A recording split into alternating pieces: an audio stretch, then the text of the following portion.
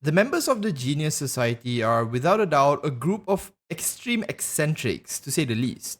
You have multiple scientists who have discovered some form of immortality, members who have created an AI so proficient it eventually became a god, and even those who created ways to manipulate light itself just to avoid doing work. Suffice to say, they're a group that common sense just doesn't apply to. Then you have Ruan Mei, a member whose pursuit of the meaning of life itself has led her to discoveries that push past what can be considered logical or even natural. Despite her achievements, Ruan Mei's ultimate goal still eludes her. A goal that seems so utterly insane that a normal person wouldn't even consider it. You see, in order to understand the meaning behind life itself, Ruan Mei has reached an irrefutable conclusion. She must become a god. Before we unpack that and figure out how she came to this conclusion, if you want to see more Honkai Star Rail content, do consider subscribing to the channel. Ruan Mei's past is shrouded in mystery. To the larger Star Rail universe, no one really knows where she came from, who she studied under, or whether she even had a family. I mean, Ruan Mei isn't even her real name. From her character lore though, we do learn a little bit about her past.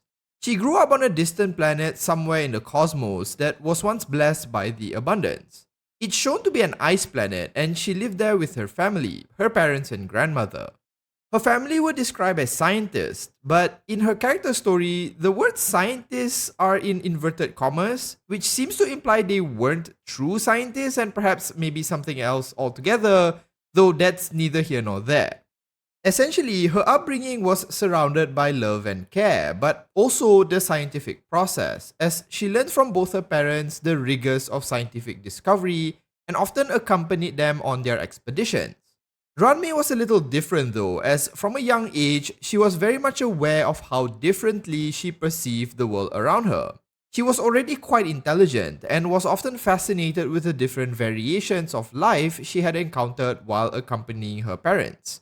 She also seemed to have access to additional senses, as she could discern the differences in how each person showed their affection, or in her own words, love.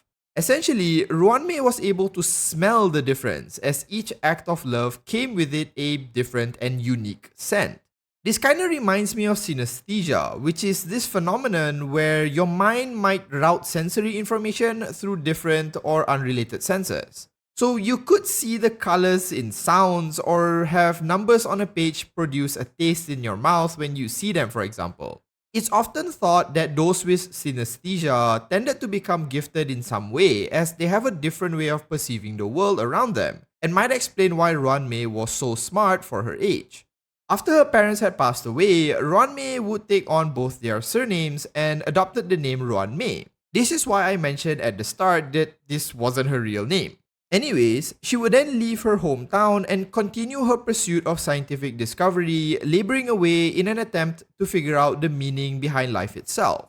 In her light cone, the past self in mirror, she struggles with a question that eventually leads her down this rabbit hole. If all is set for eventual demise, what purpose then does creation serve?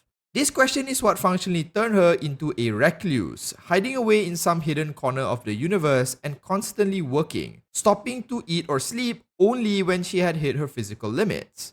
Her efforts paid off in droves though. Every day she was gifted with a new discovery and pretty soon she began pushing the limits of known knowledge. The discoveries that Ruan Mei unearthed went from being groundbreaking to being akin to magic. This was how far ahead she was in her own field of biology. After every discovery though, she hit a bigger and taller wall. No matter what groundbreaking revelation she arrived at, it still didn't answer the ultimate question of life itself, the holy grail of her research. It went on like this for a while, and each breakthrough she made, she would inevitably still hit a wall, as life would always function in the way that it was seemingly designed, in a constant cycle of creation and death. By all accounts, her efforts had led her to the creation of countless experimental life forms, modified creatures like flying whales and swimming deers, and at one point, she even managed to cultivate an entire planet through her efforts alone. She kept pushing beyond the boundaries of what was considered normal or even natural until even the eon of erudition could not ignore her. No one really knew what she had asked Noose during her audience with the Great Computer, but she was said to be even more disconnected and apathetic after that event. As she was still bereft of the ultimate answer she sought, she became increasingly melancholy and detached. That is until her research took her to the very end of the road for all living creatures, an existence that stood above any sentient or even organic being, the eons. To Ruan Mei, the eons stood as the last bastion of life itself, creatures of great and immense power that, despite having the ability to reshape reality, had no known origin to speak of. Ruan Mei believed that to unravel the mystery behind the eons is to unravel the mystery of life itself, and thus her current obsession pivoted to figuring out everything that she could about the eons. In her trailer, it's even hinted that should she figure this out, perhaps she can replicate their creation and make a god that could answer her questions. Or maybe she could just make herself into one. This is why she accepted Herta's invitation to collaborate on the simulated universe, despite not really wanting to work with others. If the simulated universe reveals the origins of the eons, then she is one step closer to her goal, and if that requires fraternizing and socializing with others, then so be it. During the most recent event, it was even revealed that Ruan Mei had even attempted to recreate an emanator based off of the information she had gained from the simulated universe. Despite the clone failing, Ruan Mei still believed that she is on the right path, and eventually one day reach a point of understanding the eons themselves. Now, if you watch the trailer, she somewhat implied that at some point, figuring all this out might allow her to ascend to godhood. Many of you might take this to mean that she is interested in making herself all-powerful, but I don't think this is the case. Ruan Mei's goals have always been to figure out the purpose and legacy of life, understanding why creation exists if it always leads to death. So to me, ascending to godhood or creating one is just a means to an end for her. She likely pursues this path as, to her, it might be the only way left to attain a meaningful answer. I kind of view her actions sort of like a dog chasing a car. She's so enamored or perhaps obsessed with finding the answer at the end of the road that when and if she gets there, I don't think even she knows what she'll do with it. It's the pursuit of the answer and the truth waiting at the end that likely drives her. It's pretty emblematic of scientists who pursue answers so naively that they don't stop to think if they should or if it's worth it. Ruan Mei is clearly on this path as nothing seems to be able to dissuade her from it. I mean, think about the emanator she had cloned.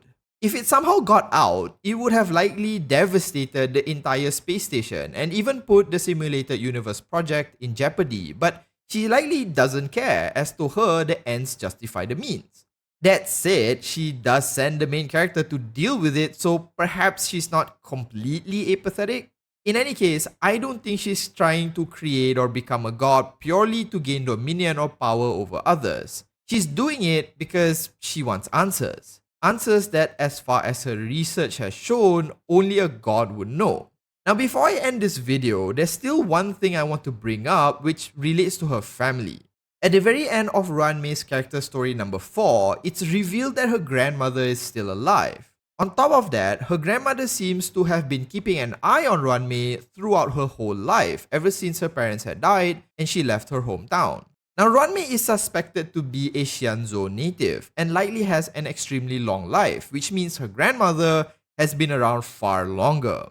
While it's hinted that she has Xianzhou origins, the planet that she was originally born on was once said to be blessed by the abundance.